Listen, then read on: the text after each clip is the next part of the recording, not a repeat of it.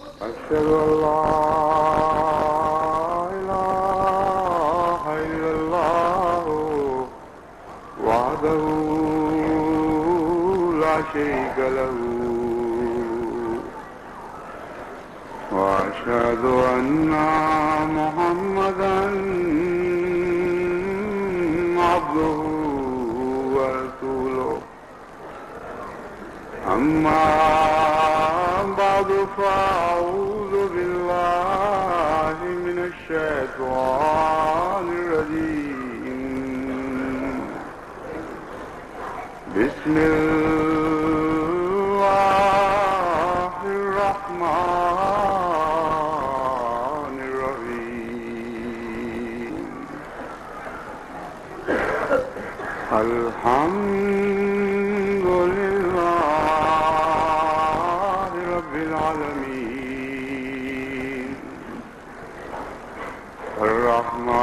الرحمن الرحيم مالك يوم الدين إياك نعبد وإياك نستعين اهدنا الصراط المستقيم صراط الذين أنعمت عليهم غير المغضوب عليهم ولا الضالين.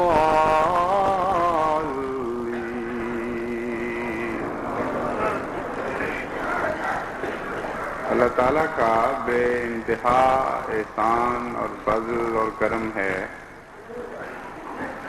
کہ ہمارا جلسہ سالانہ ہر پہلو سے انتہائی کامیابی کے ساتھ اپنے اختتام کو پہنچا. کارکنان نے بھی مثالی خدمت کا حق ادا کیا. چھوٹے کیا اور بڑے کیا، مرد کیا اور عورتیں کیا، سب نے ہی دن رات پورے انہماک اور خلوص کے ساتھ اور دعائیں کرتے ہوئے جو کچھ ان کے بس میں تھا اپنے رب کے حضور پیش کیا. کارکنان کی حاضری کی رپورٹ دیکھ کر میرا دل ہم سے بھر جاتا رہا کہ غیر معمولی طور پر کارکنان کی حاضری بہتر رہی، اور باوجود اس کے کہ کچھ موسم کی دشواریاں درپیش تھیں، کچھ اور مسائل جو ہمیشہ جلسے کے ساتھ لگے رہتے ہیں وہ اس دفعہ بھی لگے رہے، اس کے باوجود بالعموم انتظام بہت اچھا تھا. اللہ تعالیٰ تمام کارکنان کو جزائے خیر عطا فرمائے. مہمانوں نے بھی بہت تکلیف اٹھانے کے باوجود نہایت ہی صبر کا مظاہرہ فرمایا. جیسا کہ آپ لوگ جانتے ہیں اب انتظام اتنے پھیل گئے ہیں کہ خصوصیت کے ساتھ روٹی اچھے معیار کی پیش کرنا ایک بہت ہی بڑا مسئلہ بن چکا ہے. تنوروں کی حد سے کام بہت آگے نکل گیا ہے، اور جہاں تک مشینوں کا تعلق ہے اگرچہ احمدی انجینئر بہت محنت کر رہے ہیں، لیکن ابھی تک مشین کے ذریعے اعلیٰ معیاری روٹی پیدا کرنا ممکن نہیں ہو سکا. اگرچہ روزمرہ تو یہ ممکن ہے، لیکن اتنے بڑے کام میں جبکہ رفتار فیصلہ کرتی ہے کہ کس قدر تیز، ضرورت فیصلہ کرتی ہے کہ رفتار کتنی تیز ہونی چاہیے، وہاں جا کر ہم بعض دفعہ معیاری روٹی نہیں پیش کر سکتے. بعض انجینئر ایسے ہیں جنہوں نے سارا سال محنت کی ہے اور کچھ بہتری کے ذرائع تجویز کیے جن پر اس دفعہ عمل بھی ہوا، اور جائزہ لیا گیا تو معلوم ہوا کہ خدا کے فضل سے ان ذرائع سے بہت اچھے نتائج پیدا ہوئے ہیں. لیکن ان سب کو، ان ذرائع کو ابھی زیر نظر رکھنا پڑے گا، پھر ان کو آہستہ آہستہ باقی انتظامات پر بھی منتظر کرنا پڑے گا. تو میں امید کرتا ہوں کہ روز بروز انشاءاللہ یہ صورتحال بہتر ہوتی چلی جائے گی. مگر جہاں تک مہمانوں کا تعلق ہے، انہوں نے حرف شکایت ادا نہیں کیا، زبان پر شکوہ نہیں لائے، اور جیسا کچھ بھی ان کو میسر ہوا انہوں نے بڑے صبر اور شکر کے ساتھ اسی پر راضی برضا رہتے ہوئے کفایت کی.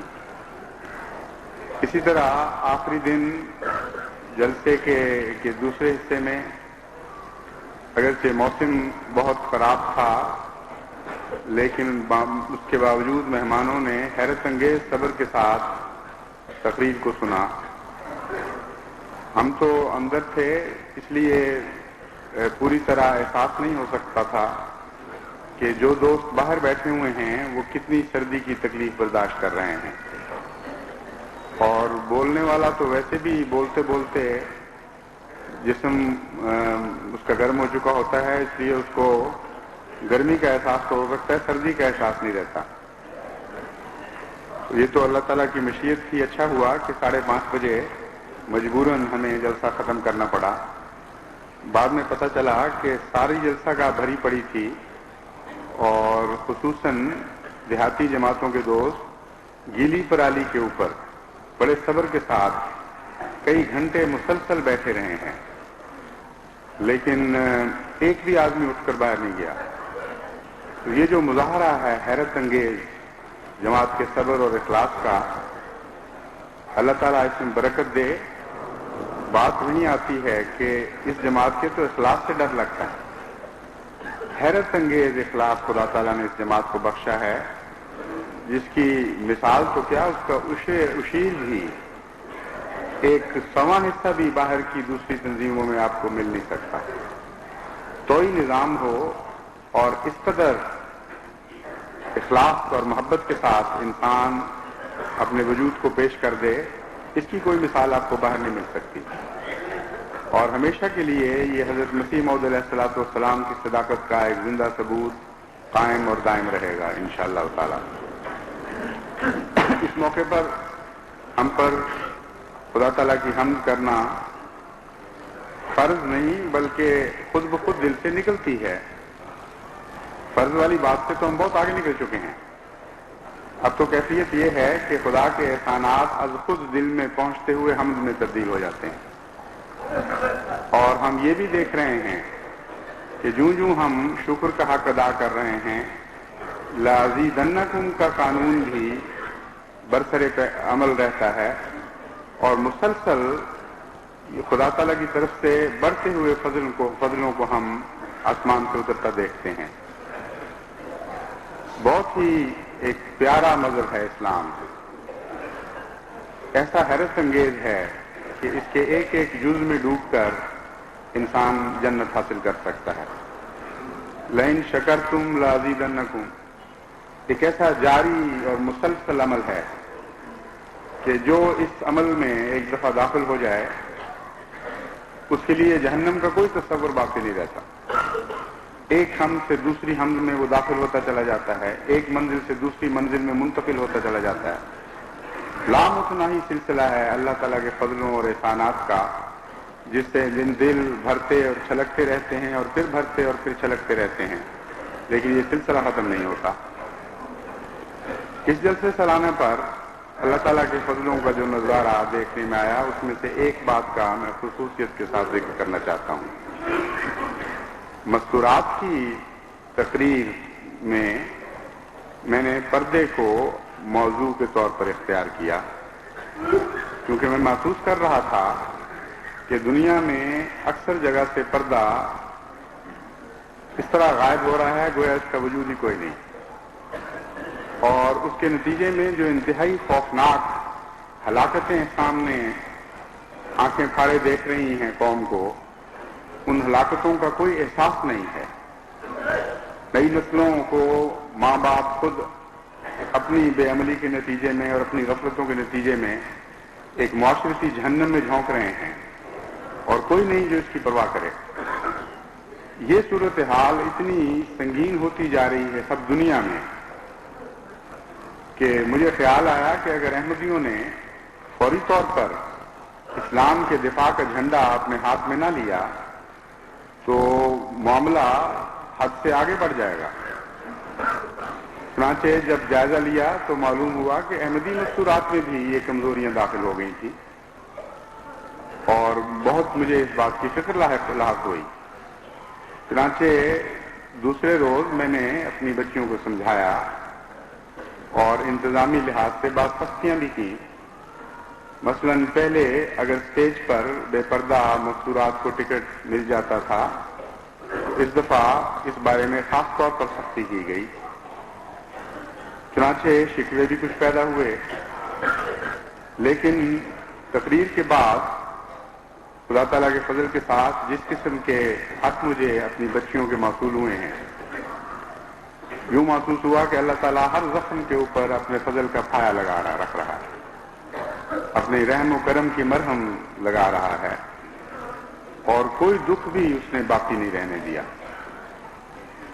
ان انتظامات سے پہلے، اس تقریر سے قبل، کچھ اندازہ بعض لوگوں نے لگا لیا کہ میں کیا کرنا چاہتا ہوں اور کیا کہنا چاہتا ہوں۔ بعض ڈرانے والوں نے مجھے ڈرایا کہ دیکھو اتنی جلدی ایسی سختی نہ کرنا، خطرہ ہے کہ بہت سی بچیاں اس سختی کو برداشت نہ کر کے ضائع ہو جائیں گی، اس لیے دھیرے دھیرے رفتہ رفتہ آہستہ آہستہ بات کرو۔ میں نے ان سے کہا کہ یہ وقت اب آہستگی کا نہیں رہا، بہت معاملہ حد سے بڑھ چکا ہے، آج فوری اقدام کی ضرورت ہے، اور دوسرے یہ کہ تم جو مجھے یہ مشورہ دیتے ہو تم مجھ پر بھی بزن نہیں کر رہے ہو اور احمدی بیٹیوں پر بھی بزن نہیں کر رہے۔ میں تو اس آقا کا غلام ہوں جس نے کھوئی ہوئی بازیاں جیتی ہیں، اور دعا کی تقدیر سے تدبیر کے پانسے پلٹے ہیں، اور یہ بچیاں بھی اسی آقا کی غلام ہیں جس کی آواز پر اس کے غلاموں نے اس قدر جانثاری کے نمونے دکھائے کہ دنیا کی تاریخ ان کو دیکھتی ہے تو باور نہیں کر سکتی کہ دنیا میں ایسی قوم، ایسی جانثار بھی قوم بھی کبھی پیدا ہو سکتی ہے۔ میرا ذہن اس وقت بھی جنگ حنین کی طرف منتقل ہوا، اور میں نے سوچا کہ تاریخ اسلام میں جب ہم پڑھتے ہیں کہ کس طرح جب پاؤں اکھڑے تھے مسلمانوں کی فوج کے تو سواریاں بے قابو ہوئی جاتی تھیں، یہاں تک کہ حضرت صلی اللہ علیہ وآلہ وسلم صرف چند غلاموں کے درمیان وہاں تنہا رہ گئے۔ ایک سفید خچر پر آپ سوار تھے۔ سب سے پہلا رد عمل تو آپ کا یہ ہوا کہ وہ دشمن جو صحابہ کے پیچھے دوڑ رہا تھا اس کو اپنی طرف متوجہ کیا۔ ایک حیرت انگیز کردار ہے حضور اکرم صلی اللہ علیہ وآلہ وسلم کا کہ جس کو دیکھ کر روح سجدہ ریز ہو جاتی ہے۔ کتنا عظیم الشان آقا خدا نے ہمیں عطا فرمایا۔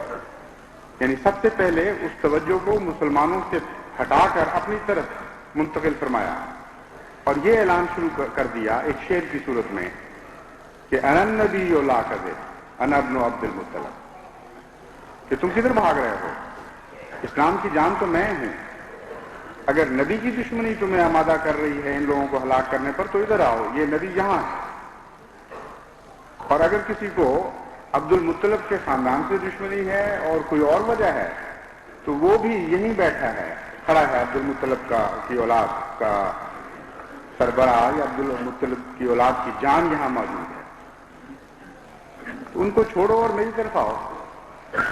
ایسے خطرناک وقت میں دشمن کو اپنی طرف متوجہ کرنے والا سپہ سالار آپ نے دنیا کے پردے پر کہیں اور نہیں دیکھا ہوگا۔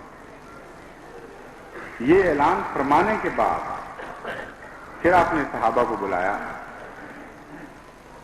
اور بلانے کا انداز یہ تھا کہ اعلان کروایا کہ اے انصار، خدا کا رسول تمہیں اپنی طرف بلاتا ہے، اور اے مہاجرین، خدا کا رسول تمہیں اپنی طرف بلاتا ہے۔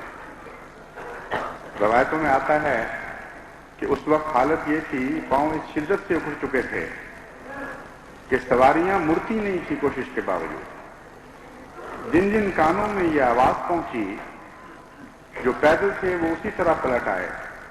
جو سوار تھے ان کے متعلق آتا ہے کہ انہوں نے بڑی قوت کے ساتھ سواریوں کی گردنوں کو موڑنے کی کوشش کی. وہ ان کی چھاتی سے گردنیں لگ گئیں لیکن وہ مڑنے کا نام نہیں لیتی. تب انہوں نے تلواروں سے اپنی سواریوں کی گردنیں کاٹی اور پیدل لبیک یا رسول اللہ لبیک کہتے ہوئے حضور اکرم کی خدمت میں حاضر ہوئے. کیوں گردنیں کاٹی؟ اپنی گردنیں بچانے کے لیے نہیں، اس لیے سواریوں کی گردنیں کاٹی کہ خود ان کے تن سر سے جدا کیے جائیں. میں نے کہا یہ قوم تھی جو حضرت محمد مصطفیٰ صلی اللہ علیہ وآلہ وسلم کو عطا ہوئی، اور ہم بھی تو اسی آقا کے غلام ہیں اور اسی کی تربیت یافتہ ہیں. اس لیے کتنی بدظنی سے تم کام لیتے ہو کہ یہ کہتے ہو کہ جب محمد مصطفیٰ صلی اللہ علیہ وآلہ وسلم اور عزت کی عزت اور ناموس کے نام پر میں احمدی بچیوں کو بلاؤں گا تو وہ نہیں آئیں گے. یہ نہیں ہو سکتا، ناممکن ہے یہ بات. تم دیکھنا کہ وہ ساری واپس پلٹیں گے انشاءاللہ تعالی، اور خدا تعالیٰ مسیح موعود کی بیٹیوں کو ضائع نہیں کرے گا. چنانچہ ایسا ہی ہوا. ایسے ایسے دردناک خط مجھے ملے، وہ پڑھتا تھا میرا دل حمد سے بھر جاتا تھا، اور مومن کی حمد خود بخود دعا میں تبدیل ہوتی رہتی. دل کی گہرائیوں سے ان بیٹیوں کے لیے دعائیں نکلتی تھی کہ خدا تعالیٰ نے فضل فرمایا اور انہوں نے اپنے عہد کو سچا ثابت کر دکھایا. یہ وہ جماعت ہے جو حضرت اقدس مسیح موعود علیہ الصلوۃ والسلام کو عطا ہوئی ہے. کوئی ہے دنیا میں طاقت جو ایسی جماعت کو مٹا سکے؟ جس میں اسوہ محمدی زندہ ہو اس کو دنیا کی کون طاقت مٹا سکتی ہے؟ آپ کی ساری ضمانت، آپ کی ساری حفاظت اسوہ محمدی میں مضمر ہے. اس اسوے کو حرز جان بنا لیں، اس کو اپنے رگو پے میں سرایت کر دیں، پھر آپ ہمیشہ کی زندگی پا جائیں گے. ایسی زندگی پائیں گے جس کے اوپر موت کو دخل کوئی نہیں رہتا. بس یہ بھی ایک حمد کے قابل بات تھی، حمد کے اظہار کی بات تھی، شکر کے اظہار کی بات تھی، جو جیسا کہ میں نے کہا وہ اب خود شکر ہمارا حمد میں بدل جاتا ہے. ایک ہی چیز کے دو نام معلوم ہوتے ہیں. تو میں نے کہا میں جماعت کو مطلع کروں کہ اللہ تعالیٰ کے فضل کے ساتھ وہ خطرات جو منڈلا رہے تھے وہ ٹل رہے ہیں اور ٹل جائیں گے، اور ساری دنیا میں اسلامی پردے کی حفاظت کا سہرا احمدی بچیوں کے سر پر رہے گا انشاءاللہ تعالیٰ. ہم نے سب کو ہی اقدار کو واپس حاصل کرنا ہے. چین سے نہیں بیٹھیں گے جب تک حضرت محمد مصطفیٰ صلی اللہ علیہ وآلہ وسلم کے معاشرے کی حفاظت نہیں کریں گے اور اسے دنیا میں دوبارہ قائم اور نافذ نہیں کر دیں گے. پردے کے سلسلے میں کچھ معمولی شکایات بھی پیدا ہوئیں کہ بعض باتوں میں انصاف سے کام نہیں لیا گیا، لیکن جب ان کو سمجھایا گیا تو بچیاں سب سمجھ گئیں. بات یہ ہے کہ صرف سٹیج کے ٹکٹ سے ہی روکا گیا تھا نا، ایک ناراضگی کے اظہار کے طور پہ. یہ تو کوئی ناانصافی نہیں ہے، سٹیج تو کسی کا حق نہیں. ناانصافی تو ہوتی ہے حق تلفی کے نتیجے میں. اس لیے اگر بعض پردہ دار بچیوں کو بھی محروم کر دیا گیا اور چھان بین میں کچھ کمزوری رہ گئی، مثلا ایسی خواتین ہیں جو ایسے علاقوں سے آتی ہیں جہاں چادر کا پردہ بڑی سختی کے ساتھ رائج ہے اور اس پر کوئی مسلمان اعتراض نہیں کر سکتا اس پردے پر، صرف اس لیے کہ چونکہ انہوں نے برقع نہیں پہنا ان کو اگر ٹکٹ سے محروم کر دیا گیا ہو تو ایک غلطی ہے، لیکن ناانصافی نہیں. کیونکہ انصاف کا تو معاملہ حقوق میں شروع ہوتا ہے، اسٹیج کا معاملہ تو احسان کا معاملہ ہے. ان کو صبر کے ساتھ برداشت کرنا چاہیے تھا کہ انتظام میں غلطی ہو گئی ہے، کوئی بات نہیں، اللہ تعالیٰ معاف کرے. ہمارا بھی کون سا حق تھا؟ ایک احسان تھا جماعت کا جو ہمیں ٹکٹ ملا کرتا تھا، اب احسان نہیں ہے تو ہم اس پر بھی راضی رہیں گے. تو اللہ تعالیٰ ان کے درجات اور بھی بڑھاتا اگر یہ رد عمل وہ دکھاتی. بہرحال کسی قسم کی اور بھی ہیں بعض مثالیں، مثلا اگر لیڈی ڈاکٹر ہیں، مریضوں کی دیکھ بھال کرنے والی خواتین ہیں، ان کے پردے کا معیار اسلام کی تعلیم کے مطابق نسبتاً مختلف اور آرام نرم ہے. ہاں جب وہ ان کاموں سے فارغ ہو کر اپنے گھروں کی عام زندگی میں لوٹتی ہیں پھر ان کا فرض ہے کہ وہ نسبتاً زیادہ سختی سے پردہ اختیار کریں. آپ نے دیکھا ہوگا کام کرنے والے کپڑے اور ہوتے ہیں اور گھر میں آ کر جب انسان دوسری زندگی اختیار کرتا ہے روزمرہ کی تو وہ کپڑے اتار پھینکتا ہے اور دوسرے کپڑے پہن لیتا ہے. تو اسلام میں بھی تو یہی سلوک جاری رہنا چاہیے, یہی طریق جاری رہنا چاہیے. کام کے کپڑے, کام کے تقاضے اگر آپ کو نسبتاً نرم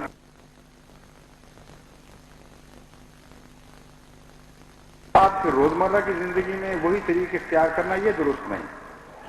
انگلستان میں, امریکہ میں ہم نے دیکھا ہے مزدور بالکل اور کپڑے پہن کے کام پہ جاتے ہیں, واپس آتے ہیں تو پھر نیک ٹائی لگائی, صاف ستھرے کوٹ پتلون پہنے, پہچانے نہیں جاتے کہ وہی لوگ ہیں. تو آپ بھی اپنے معاشرے میں اسی قسم کی مناسب حال تبدیلیاں پیدا کیا کریں, پھر آپ کے اوپر کوئی اعتراض نہیں ہو سکتا. اسی طرح بڑی عمر کی عورتیں ہیں جن کو قرآن کریم فرماتا ہے کہ ان کے اوپر کوئی حرف نہیں ہے, کوئی حرج نہیں ہے اگر وہ اس عمر سے تجاوز کر رہی ہیں جہاں ناپاک لوگوں کی گندی نظریں ان پر پڑیں, وہ اس سے بالا ہو جاتی ہیں. ایسی عورتیں اگر عام شریفانہ طریق جو ہمارے ہاں رائج ہے چادر لے کر پھرنے کا, آپ چہرہ نہ بھی ڈھکا ہوا ہو تب بھی ان کے لیے جائز ہے, کیونکہ جس چیز کی قرآن اجازت دیتا ہے اس کو دنیا میں کون روک سکتا ہے. اور قرآن کے تقاضوں کو ہمیں بہرحال پورا کرنا چاہیے. تو ان پر بھی اگر کوئی سختی ہو گئی ہو تو عمدن انتظام کی طرف سے ایسا نہیں ہوا, ان کی اگر دل آزاری ہوئی ہے تو ان کو علم سے کام لینا چاہیے, درگزر سے کام لینا چاہیے. لیکن آئندہ کے لیے جماعت کو یہ بات پیش نظر رکھنی چاہیے کہ انفرادی طور پر ایسے فیصلوں کی اجازت نہیں دی جا سکتی, ورنہ اس کا ناجائز استعمال ہوگا اور اب خود لوگ بعض اجازتیں اپنے لیے لینی شروع کر دیں گے اور غلط استعمال کریں گے. اس کے نتیجے میں پھر اسی مصیبت میں مبتلا ہو جائیں گے ہم جس مصیبت سے نکل کے آئے ہیں. اس لیے جماعتی انتظام کے تابع یہ بات ہونی چاہیے. جن خواتین کو جس قسم کے اسلامی پردے کی ضرورت ہے وہ اپنے انتظام کو بتائیں کہ میرے ساتھ ہیں اور میرے لیے قرآن کریم کا یہ حکم ہے, میں اس کے مطابق عمل کر رہی ہوں. چنانچہ انتظام کو پھر کوئی شکوہ نہیں ہوگا. لیکن بچیاں خصوصاً اور ایسے طبقے کی بچیاں جو نام میں پلی ہوتی ہیں, نعمتوں میں زندگی بسر کرتی ہیں اور جن کے لیے خطرات زیادہ ہیں, ان کو نظام جماعت کو اجازت دیتے وقت بہت احتیاط کرنی چاہیے. اسی طرح ایسی خواتین ہیں جن کو باہر نکلنا تو پڑتا ہے لیکن وہ سنگھار پٹار کر کے نکلتی ہیں. اب کام کا سنگھار پٹار سے کیا تعلق ہے؟ وہ ان کے اس فعل کو جھٹلا دیتا ہے سنگھار پٹار کہ تم اگر مجبور ہو فلاں کام کے سلسلے میں نرم پردہ کرنے پر تو کم سے کم پردے کے جو دوسرے تقاضے ہیں وہ تو پورا کرو. باہر نکلو پورے سنگھار پٹار کے ساتھ اپنی زینتیں لے کر اور پھر کہو کہ اسلام ہمیں اجازت دیتا ہے کہ یہاں نسبتاً نرمی اختیار کریں, یہ غلط بات ہے. اسلام کے نام کو غلط استعمال کرنے کی اجازت نہیں دی جا سکتی. تو اس قسم کی کچھ انتظامی سختیاں تھیں بالکل معمولی, لیکن یہ میرا فیصلہ بہرحال تھا کہ اگر ضرورت پڑی تو رفتہ رفتہ مزید سختی کی جائے گی. اور اس سختی کے لیے سب سے پہلے میں نے اپنے آپ کو چنا.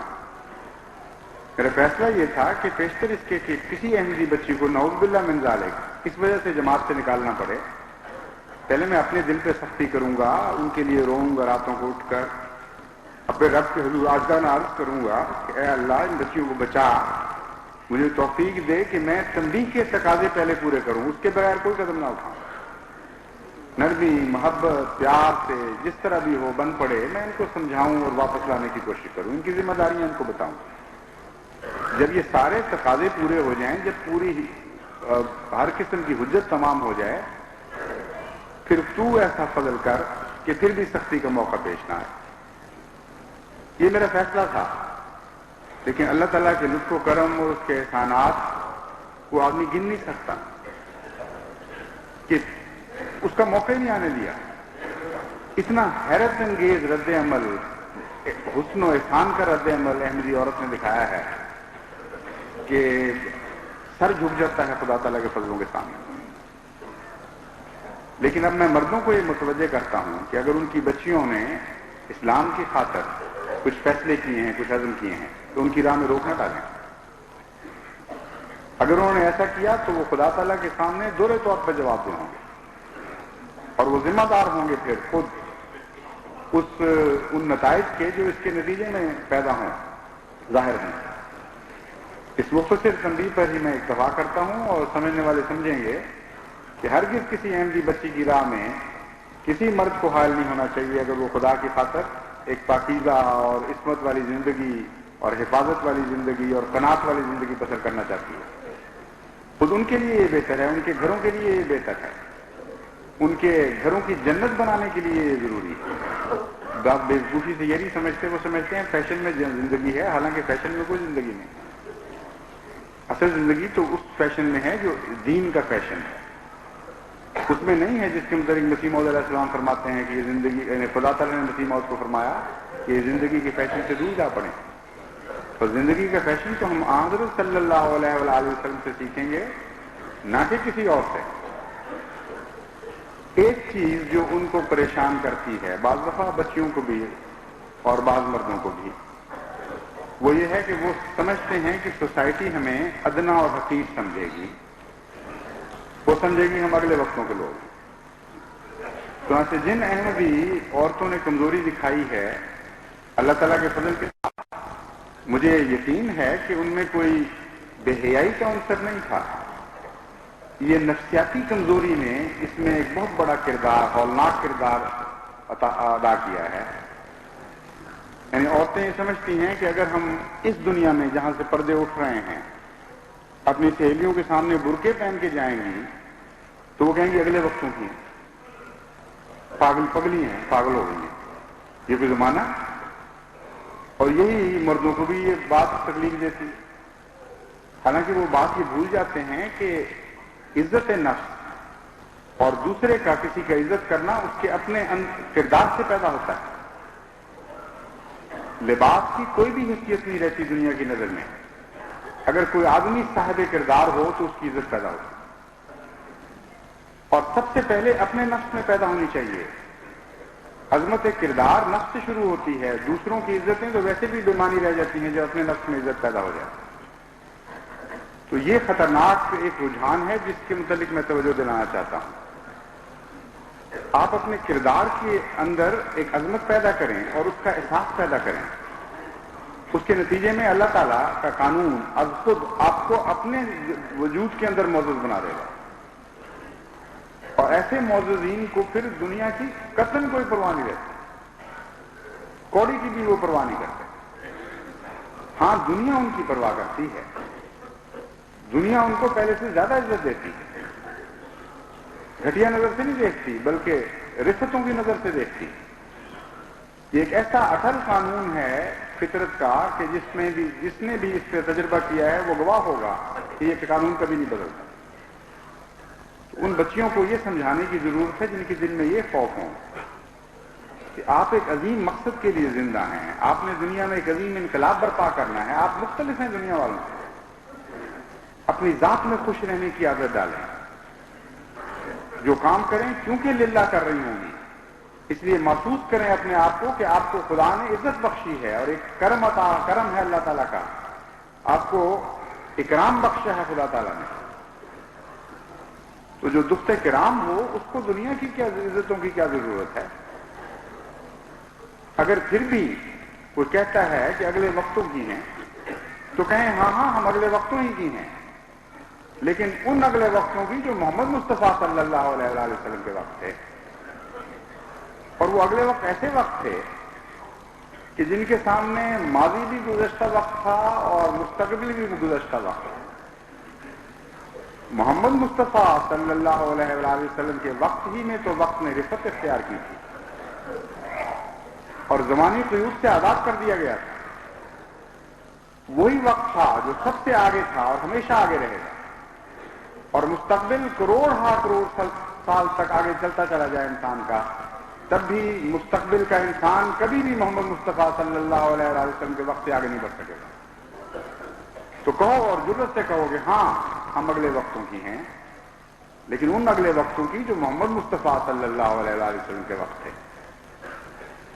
وہ کہتے ہیں پگلیاں ہو گئی ہو، تو کہو ہاں ہم پگلیاں ہیں، دیوانیاں ہیں، لیکن محمد مصطفیٰ صلی اللہ علیہ وآلہ وسلم کی پگلیاں ہیں، اور دنیا کی فرزانیوں سے ہماری کوئی نسبت نہیں ہے، نہ ہم اس کی طرف کسی حرص کی نظر سے دیکھتی ہیں اس فرزانگی کو۔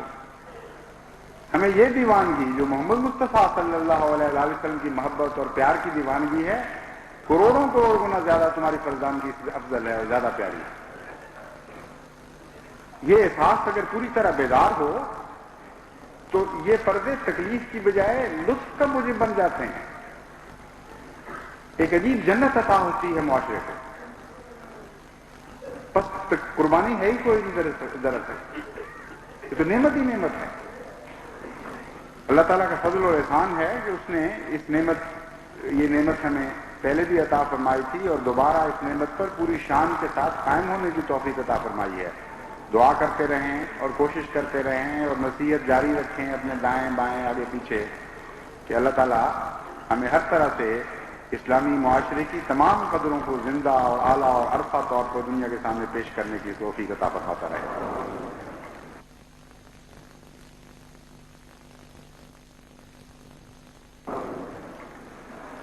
اب صرف چند لفظوں میں وقف جدید کے نئے سال کا اعلان کرنا چاہتا ہوں۔ آنے سے قبل مجھے ایک ارجنٹ چٹھی ملی وقف جدید والوں کی طرف سے کہ یہ نئے سال کا وقف جدید کا اعلان ہونا ہے، جو رواج طریق یہی ہے کہ جلسہ سالانہ کے بعد پہلے خطبے میں کیا جاتا ہے، تو اس کے لیے کسی خاص تحریک کی ضرورت ہی نہیں ہے۔ میں جانتا ہوں کہ اللہ تعالیٰ کے فضل سے جماعت احمدیہ وقف جدید میں ہمیشہ پہلے سے بڑھ چڑھ کر حصہ لیتی ہے اور آئندہ لیتی رہے گی، اور چونکہ بہت اچھی خدمت کی توفیق مل رہی ہے اس تحریک کو، اس لیے ان کی ضرورتیں جو دراصل جماعت کی ضرورتیں ہیں وہ جماعت نے بہرحال پوری کرنی ہے اور انشاءاللہ تعالیٰ پوری کرے گی۔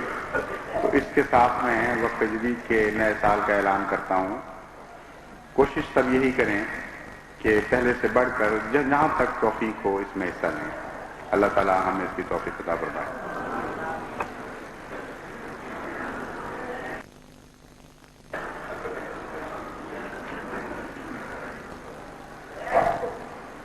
الحمدللہ نحمدہ ونستعینہ ونستغفرہ ونؤمن بہ ونتوکل علیہ ونعوذ باللہ من شرور انفسنا سیئات اعمالنا ومن يهده الله فلا مضل له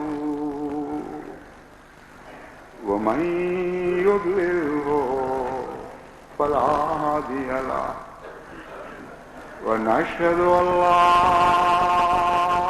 اله الا الله وحده لا شريك له ونشهد أن محمدا عبده ورسوله عباد الله رحمكم الله إن الله يأمر بالعدل والإحسان وإيتاء ذي القربى وينهى عن الفحشاء والمنكر والبغي يعظكم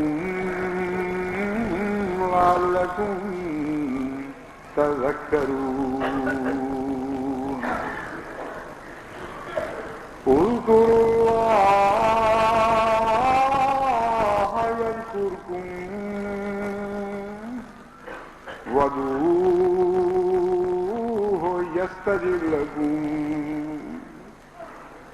ولذكر الله